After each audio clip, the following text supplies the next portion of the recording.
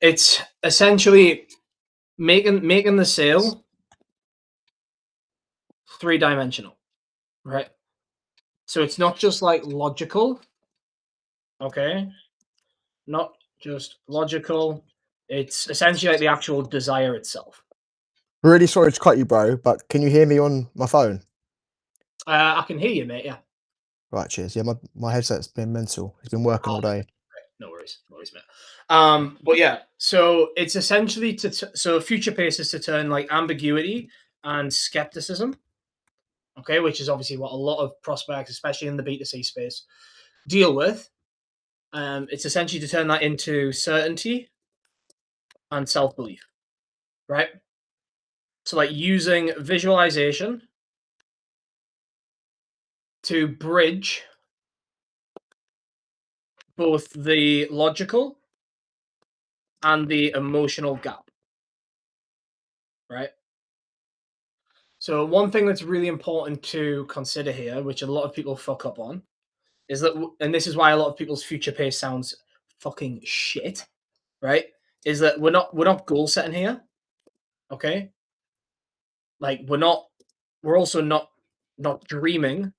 What we are doing is we are anchoring real outcomes, okay? It's not just like what would be nice, okay? But it is like essentially having them feel as though they've already gotten the outcome. Okay, is this making sense to everyone so far? Just because if anybody's like stuck on anything I'm saying, just let me know. Everyone good? Yeah, all Cool. good. Sweet. So yeah, so we're not so it's like they need to feel like they've already got the outcome. Does anybody know why we actually do this? Is it because once you have, I think it's harder to let it go? That's why they give you things to actually hold in sales and ask for it Yeah, back. yeah, kind of. Definitely. But it's a bit more deeper than that in terms of like why do we actually do that? So Can you ask the question again? yeah, so it's essentially like it essentially activates the identity that they want to have, right? And then it creates actual urgency to get there. Okay, because now it's like, you know, they can see what their life can be visually. Now they actually want to get there because it's very hard, and this is like actually true. It's very hard for the brain to understand what's real and what's not.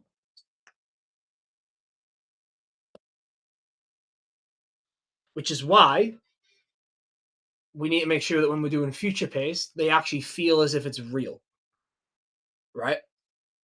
So, for example, if they like, I'll use a shitty example, right? Like, let's say, you know, let's say somebody wants to get to, let's say just 5K a month or even 10K per month, right?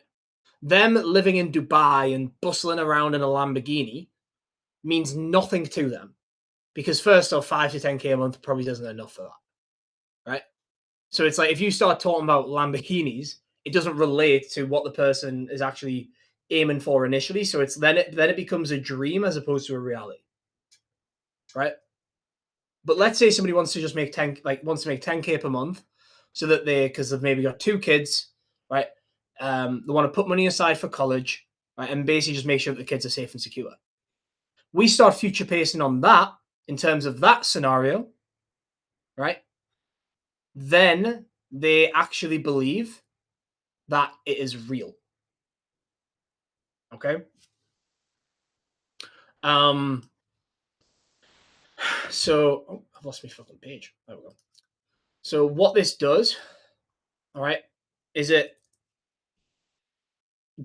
takes away the direction of their brain from essentially fear and confusion, right, and mainly just into clarity.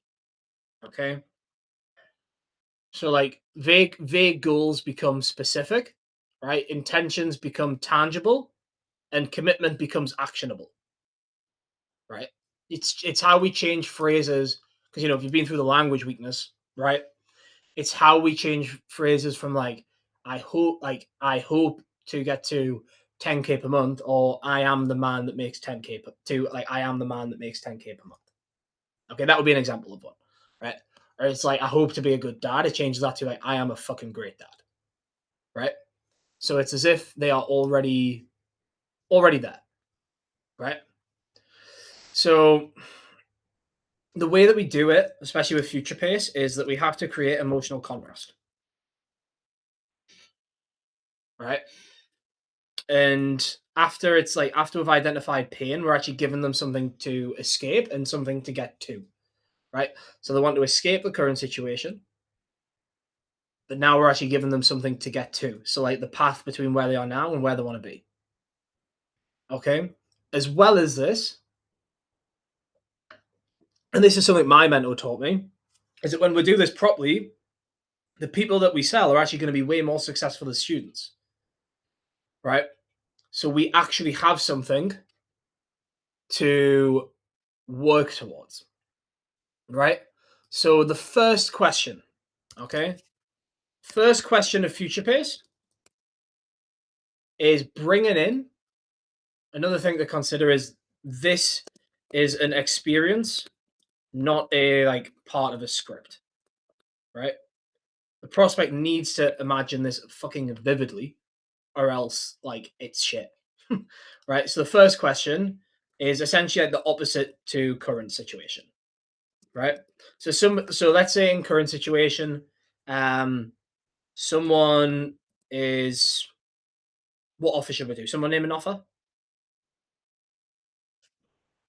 Someone name an offer. Trading.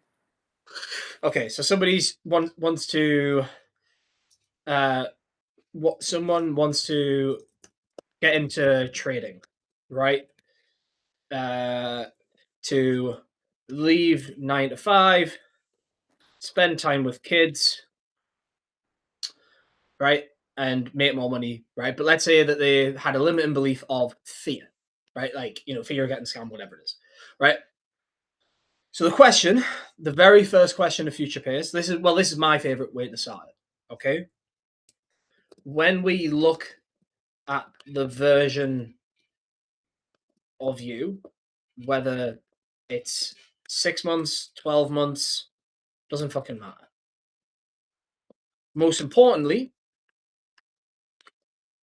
the version of you that has let go of this doubt or fear, whatever it is, right? Let go of this doubt. You are in a position where you are able to spend time with. You're in a position making X per month, right? Where you're able to spend time with your kids and take them places without worrying about the bank balance, right? To know that you've accomplished that, what will, not what would, right? Because we need to use certain language here. What will that moment be worth to you? Okay. So that is like the first question. So there's a few things to notice, right? So there's the time frame, right? Then there's also the version of them that is not like fearful, right? And then however much money they're wanting to make, right? But then it's essentially the polar opposite. So, this person wasn't spending enough time with the kids, so now they're able to spend time with the kids, and also make enough money to spend time with the kids so that they don't have to, limit what they can essentially do, right? And then you're phrasing them as the person that's actually went out there and accomplished that, right? So you're putting them in the spotlight in the moment where they can look at themselves and know that they've done everything possible. Right? And then we're asking them, what will that moment be worth to you? Right? And a lot of the time, to be honest, you could fucking end Future Pace with that. Like, seriously. Like, you could end Future Pace with that question. Right? However, I mean, most of the times they'll give you something and then it just comes down to clarifying and probing. Okay? So, like, clarifying on what they mean, right? But then also bringing in, like, other people's perspectives. So if they wanted to do it for the kids, it's like, and for you, like as a dad or a mother, right? Let's say, like let's use a mother for an example. For you who've done everything you can to make sure that your kids are happy, safe, and secure, how do you think your kids will feel seeing you happy with yourself once and for all? Right? Like bringing in other people's opinions, right? And bringing it full circle. Okay? There is another way you can do it, which one of the guys that mentored me done it, and he likes to do it in terms which also works very well. There's not like a specific like this is the only way you can do future pace. Like you can do it really any way you want, right? But what my mentor liked to do was he liked to do it in terms of like a day in the life, right? So the way he would do it is he would like walk me through a day in the life when this is real. It's like, what time would you wake up if you didn't have to go to work? Oh, I'd wake up at 10. What time do you wake up now? Oh, I'll wake up at 8. Oh, really? What's the significance of those extra 2 hours for you? Oh, well, I wouldn't be tired. Oh, really? Okay. And like, what do you notice? Like, what's the first thing you notice getting up? Oh, well, like I'm able to, wake up next to my wife instead of having to leave early before she wakes up. Okay, shit. And then then what would you do? Oh, I'd be able to like have like breakfast with the kid and like basically just walk them through an entire like day in the life in that situation, which also does work very well, right? But the most important thing as well, another important thing when we're doing future pace is that we essentially check for fear, right? So we need when we're doing it, we need to make sure that the person actually believes what they're saying. So when we're going through this, and it's like, in order to actually, and the most important thing is, like, do you actually believe that you're capable of that, right? So like after we've done all the clarifying and probing, got enough context, do you believe you are capable of that, right? And obviously we want to get a yes, right? Because if we don't, then it's a bit sticky. But then also it'd be like, okay, so when we look at that version of you, do they allow limiting belief to hold them back, right? To which the obvious answer is no, right? At least I'd hope it's obvious, like, for the prospect at least. But it's like you're essentially giving them something that they cannot deny, right? Because there's no possible way them holding on to fear is going to get them to there, right? And then what we can do is it's like, so if you want to have this future or legacy, whatever it is, like concrete and set, it's what actions do you need to align with right now? Okay. And then they'll basically explain, right? In terms of what type of actions they need to align with to be able to get there. Okay. Which then puts you in a perfect position to transition into consequence. Okay. Which I will explain, but has anybody got any questions on that? I know people have fucking questions. Someone ask a fucking question. Like, come on. Me grandma's fucking funeral was more lively than this. Come on. She's been dead for fucking years as well. You know when they ask you to know that you've accomplished what will blah blah blah blah. I know you're Yep. clarifying and probing, back to what extent again do you clarify and probe? Basically just until you feel like you've got enough. Right? So like I would say a good tell, which it's not always true, but like I would say 70-80% of the time, once you're on like the family level, then you've got enough. Like But like once, even after already like kind of exploring that in current situation. yeah, because in current situation, you're exploring how the current situation is affecting the family. Whereas in this situation, you're exploring how like the future goal will benefit the family. So it's a different thing, Oh, okay. right? Anybody else? Any questions? Or should we just go into consequence? Consequence, I guess. Cool. Consequence. So now that we've got that, then we can say is like, we can ask a question like, because when we look at this future, who's in control of that?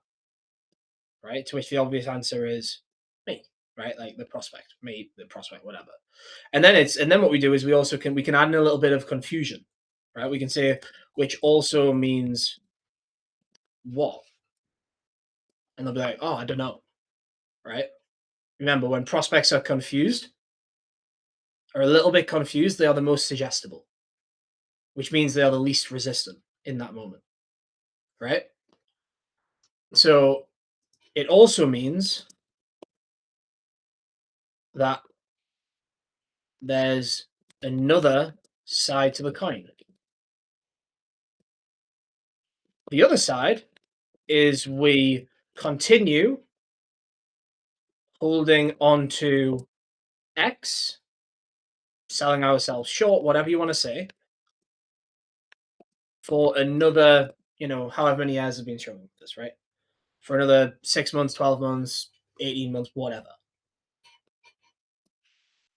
Right? What does life look like at that point? Right? Now, there's a couple of answers you'll get to this. Okay? Most people will go with it, but if you're speaking to someone who has a very not necessarily high ego, but somebody who is like, to be honest, it's mostly the people that are like super motivated that are the hardest to consequence because they're like super eager to get going. But those are the people that actually need consequence the most, right? Because if they don't, then they're probably not going to buy in. Consequence really is the part. I mean, every part of the call builds urgency, but consequence specifically builds a lot, right? So the most common answer, right, is that would be shit, whatever, disappointing, whatever, and then you could just be like, why would it be shit, or why would it be disappointing, right? Or like, oh, disappointing. That's a strong word to use. What makes you say that, right? That's one side of it. The other side of it is people are like, oh, I won't let that happen, right? To which the easy response is like, well, you have allowed it to happen, right? Like you have allowed this. Like, oh, I'm not going to let that happen. Well, the reality is, mate, for the past 5 years, it has, right? People can't argue the truth, right? But then, so I'll go over the easy one first, right? And then I'll go over like if people are becoming a bit of a fucking issue to consequence, right? So if somebody's like, I'll delete that one for now. Actually, I'll type it up, right? Well, it would be shit disappointing, right? And then this is the point where it's like, like what would you feel looking back in X years, realizing you could have had X, Y, Z, whatever the goals are, but you allowed that limiting belief to hold you back, right? So you can do it like that. Another way you can do this this is a great frame to actually use going into this question, right? is you can say this kind of reminds me of. Have you ever seen that documentary by the BBC?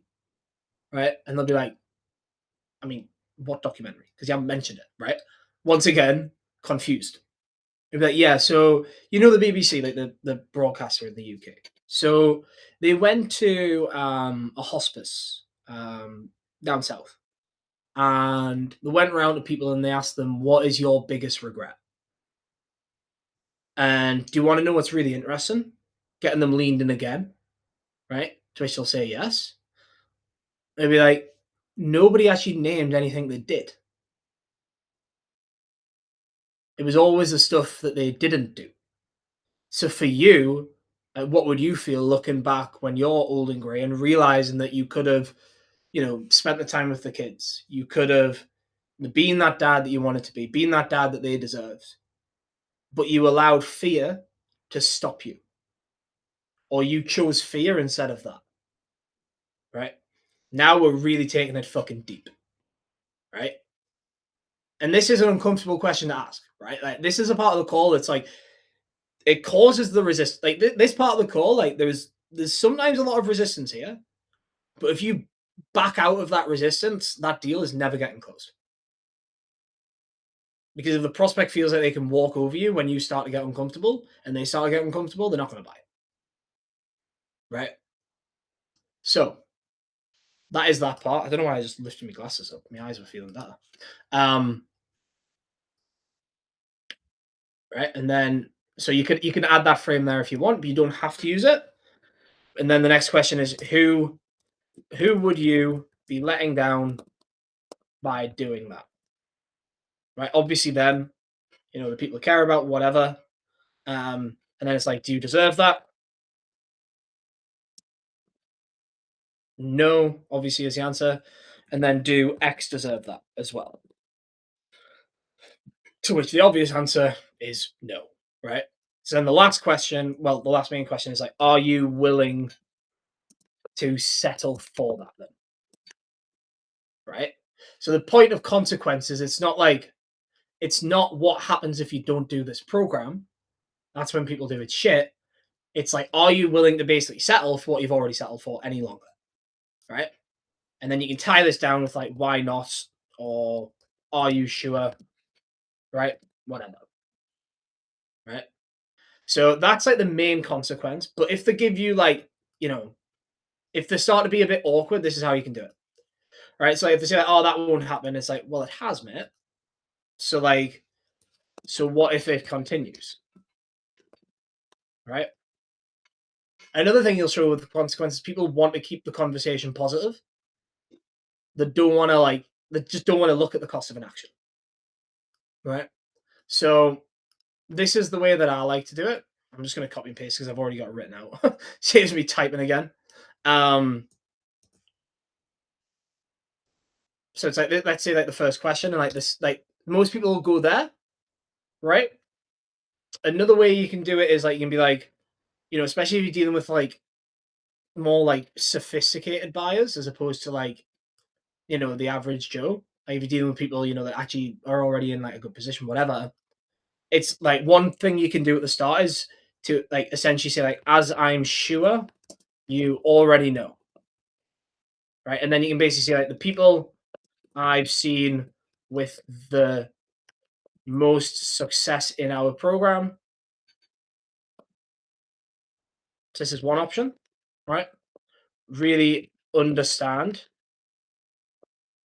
the cost of inaction, which is why they were so successful. So you're basically telling them, like, for you to actually be successful with this program, you need to understand the cost of inaction, right? You're not like saying it directly, but you're kind of aiming at that, right? That's one way to do it. What I prefer to do though is this, because this one always like I've never had this not work, right? So it'd be like, let's say, Leanne was being like the person who wouldn't let us consequence or whatever.